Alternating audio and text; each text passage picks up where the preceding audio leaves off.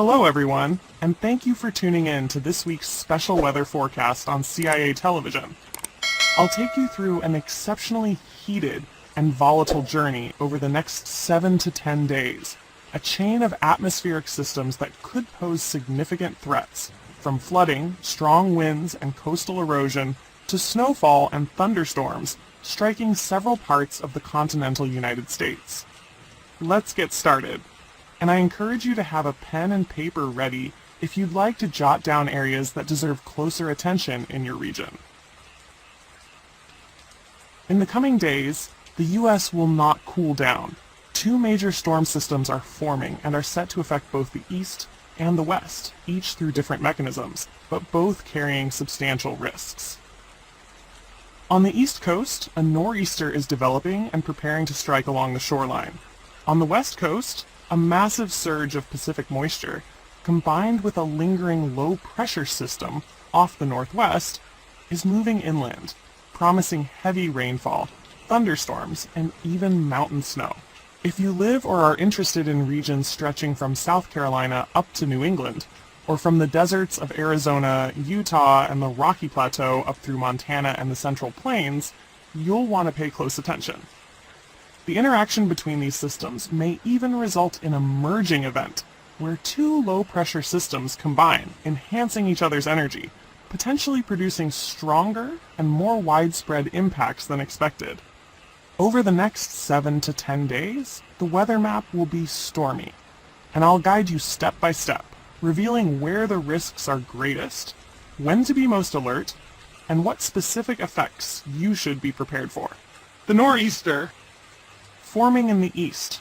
Right now, our immediate concern is the developing nor'easter over the southeastern U.S.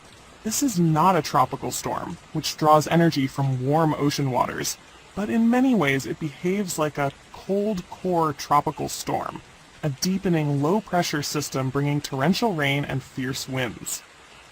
A broad low-pressure zone centered over South Carolina is currently intensifying and will strengthen further through today, reaching its peak on Sunday. Wind gusts could reach 70 to 80 miles per hour, 110 to 130 kilometers per hour, especially impacting coastal New Jersey and parts of southern New England, areas highly exposed to coastal winds. Torrential rain, coastal flooding, beach erosion, and storm surge all will be part of this system's arsenal.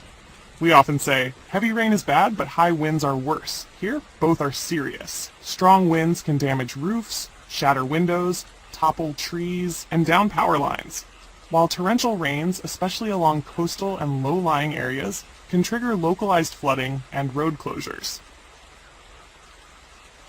The Western System. Pacific moisture and mountain snow out west. A surge of Pacific moisture, remnants of Tropical Storm Priscilla, is being drawn inland, spreading over the southwest deserts, and then lifting north toward the central plains and northwest. Historic rainfall is possible across parts of Arizona, Utah, and New Mexico through today and tomorrow. As it interacts with the returning Pacific Northwest low, this moisture could ignite widespread rain, thunderstorms, and mountain snow. Strong winds will dominate across the Great Plains and Midwest through today, Sunday, and Monday, with gusts possibly exceeding 60 miles per hour, 96 kilometers per hour, bringing scattered storms and showers. So to summarize, the east faces an incoming coastal low, the west faces an atmospheric river-like surge, and the central U.S. will likely feel the squeeze from both sides. East and northeast U.S. This will be the peak phase of the nor'easter, with powerful winds and persistent rainfall. Coastal zones from New Jersey, Delaware, Maryland, Virginia, and even Long Island and southern New England may face 60 to 90 miles per hour, 96 to 145 kilometers per hour gusts from Sunday night through Monday morning. Localized power outages, fallen trees, and minor structural damage, roofs, siding, windows are possible. Rain totals 3 to 6 inches, 7.5 to 15 centimeters across the Carolinas, locally up to 10 to 15 inches, 25 to 38 centimeters, 1 to 3 inches, 2.5 to 7.5 centimeters across the Northeast, locally up to 5 inches, 12 to 13 centimeters near Long Island. Hazard West and Central Plains. Moisture continues to surge inland, though less intense than in the east. Scattered thunderstorms and high winds are expected, from Texas to Minnesota, Gusts could reach 60 miles per hour, 96 kilometers per hour, under favorable conditions. Higher elevations across the northwest mountains may see light to moderate snowfall, depending on temperatures. Monday and Tuesday outlook. East Coast and Northeast. After the nor'easter peaks Sunday into early Monday, conditions will gradually ease, though rain and gusty winds will linger into Tuesday. Some regions could still experience localized flooding and power disruptions. West and Midwest.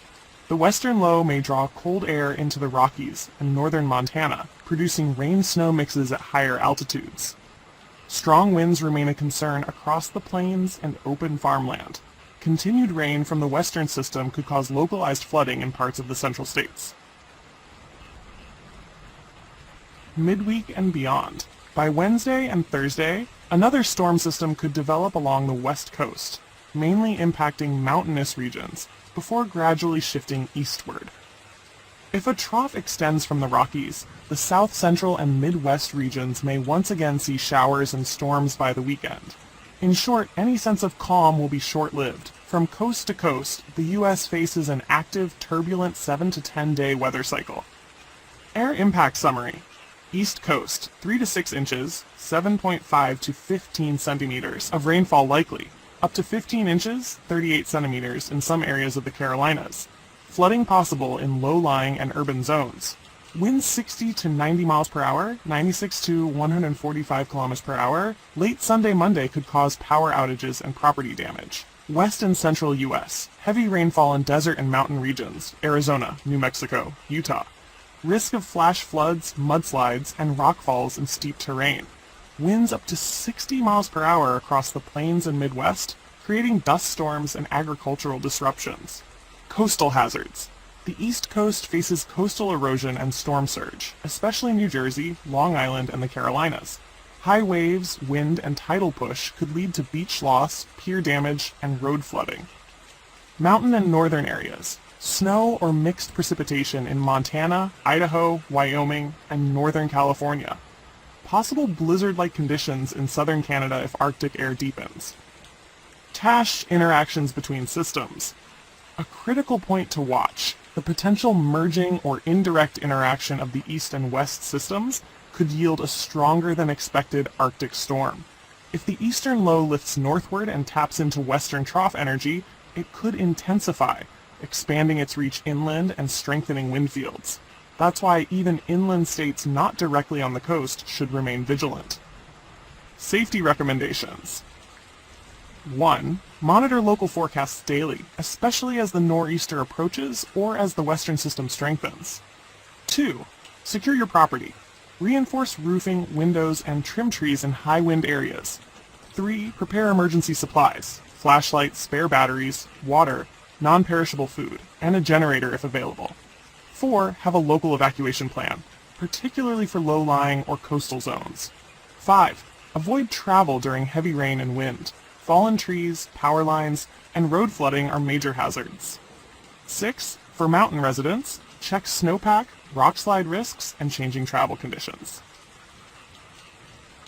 Radar snapshot, 7-day outlook.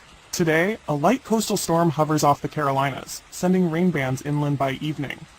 West, moisture surges into the southwest and moves north into the Rockies. Sunday night, Monday morning, the nor'easter peaks with 60 to 90 miles per hour winds along the east coast. Midweek, the eastern storm retreats to the Atlantic while a new system may emerge over the west coast. Forecast models show complex interactions between these two systems, making the exact intensity difficult to predict, but increasing the potential for surprises. Timeline to watch. Saturday night, early Sunday, rain pushes inland, winds increase from the Carolinas to Maryland, New Jersey. Sunday midday, evening, peak storm impacts, wind gusts 60 to 90 miles per hour along the northeast coast. Sunday night, Monday morning, maximum risk for flooding, power outages, and coastal damage. Monday, Tuesday, gradual easing, rain lingers inland. Wednesday, Friday, possible new western storm system. Renewed rain and instability over the Rockies and Central Plains. Final outlook. The next week will be highly dynamic across the U.S. Two major systems colliding from opposite ends of the continent. The east faces a nor'easter with dangerous coastal winds and heavy rainfall. The west endures Pacific moisture-feeding storms and snow in the mountains. The central states will experience gusty winds, sporadic storms, and possible system interactions. If you're within any impact zones, East Coast, New England, Western Mountains, or the Great Plains, please 1. Follow local alerts closely. 2. Prepare storm protection gear. 3. Stay indoors during peak wind and rain. 4. Plan evacuation routes if necessary. 5. Inspect your property safely after the storm before resuming normal activity. Thank you for watching this week's special broadcast on CIA television. Stay safe, stay informed, and we'll see you in the next update.